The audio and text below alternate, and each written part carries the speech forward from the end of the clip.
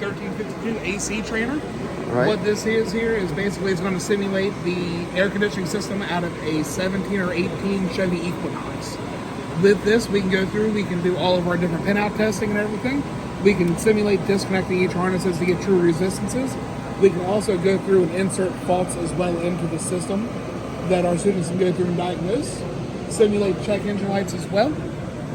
Here on our data information display, we can go through, we can view DTC info to aid with our diagnostic.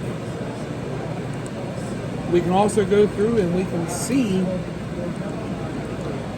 different data points. So we can actually see our actuator positions. When did you upgrade this? Because I seen this a few years ago. You didn't have this capability. So this one upgraded this has been in development for about 30 months now.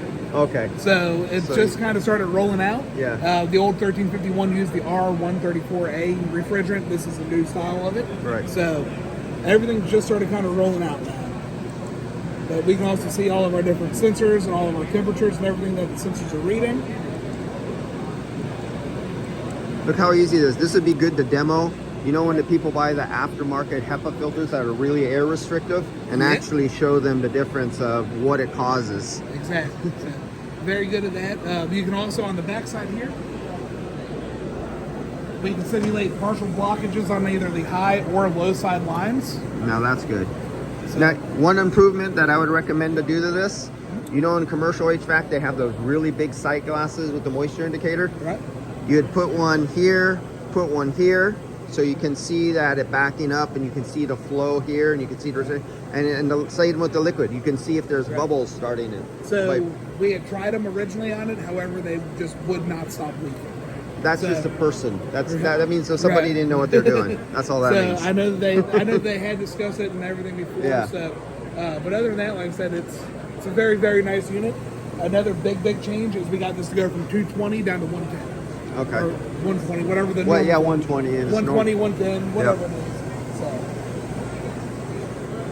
Oh, that'd be cool. Let's see. So you got the oil plug here.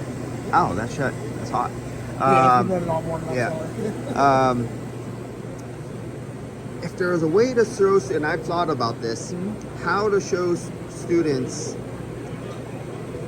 the oil level, whether it was clear plastic or if you drilled another hole in the bottom, you came out, and in commercial refrigeration like CO2, because it's really high pressure, but they do it in, they actually have liquid cylinders that show, and you know how when you put water in a hose, if it was a clear hose, it would go down and you come up and it's level over here and level over here. So what you would do is you'd come off with a line off the bottom, go into this clear graduated cylinder with graduation, and you can actually show oil migration by starving the system with refrigerant and keep operating it so it's starving. You know how it pumps out the oil but it doesn't return because it gets logged with oil up into the evaporator? You can actually show them with the oil going down in the compressor by having a sight glass. That's really cool. I never even thought about anything like that. So All right, and then your other tester here? this is going to be just your basic cooling fan simulator.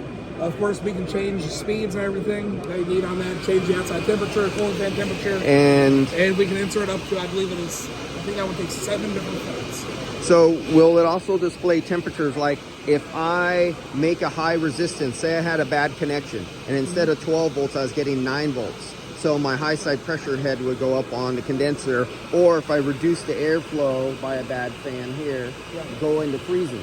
Does it display temperature? It does not. It does not. Not in this one. No, we have other ones that have this kind of keypad built in that does have that kind of multimeter and display kind of built into it as well. Right. However, this one does not. It's just simply the fan section.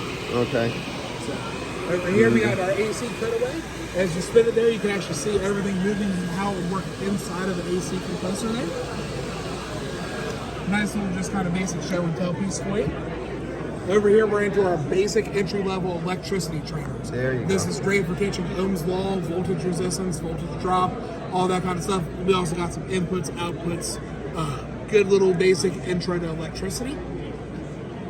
Got to make something like this for my grandkid. My 11-year-old son's here with me, and he was playing with that, and he absolutely loves it. So, over here, we kind of got the big boy as far as your There you electricity go. trainers go.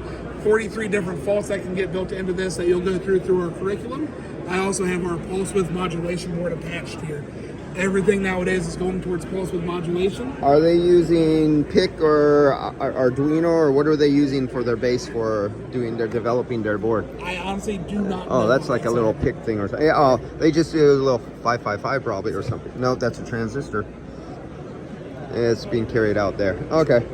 Yeah, you can just kind of simulate how we can change duty cycle, increase and decrease, how that light operates as well as the motor. How you doing, sir? Excuse me for a minute. All right. Actually, for me, you guys know, I want to see this because I can make this at home. All right. Cool. That's all. I do have a trainer, but not anything for the AC related. Oh, you just wanted to.